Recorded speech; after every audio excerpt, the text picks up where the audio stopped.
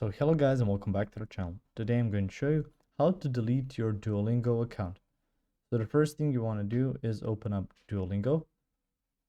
Once you've done that, you can see at the bottom home, you can see some rewards as well as the three dots like feed and practice. And if you wish to delete your account, you will need to open it as well, which will be this bottom profile. So it will be like a face, and you can see the settings in the top right. You can see preferences, profile. You can see notifications, courses, social accounts, resource subscription, and sign out. Now, if it doesn't pop out right here, it doesn't really matter. You can find it on profile. On here, you can see first and last name. It's something I've added. This isn't any of my personal information.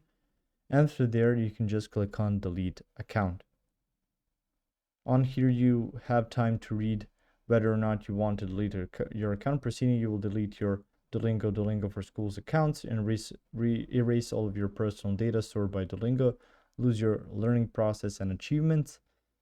And this deletion can take up to 30 days. You will have a 7-day grace period to abort the account deactivation process. This action will not cancel an existing Duolingo subscription. Please cancel subscriptions on the App Store or Google Play Store. So it really gives you something to think about. So if you wish to remove your subscriptions, you will first need to do that. Then you should delete your account.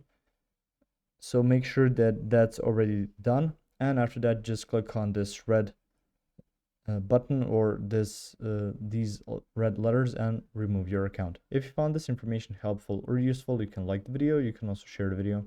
You can subscribe to the channel and click the notification bell to get notified about new videos on Duolingo or some other topics you might find interesting as well.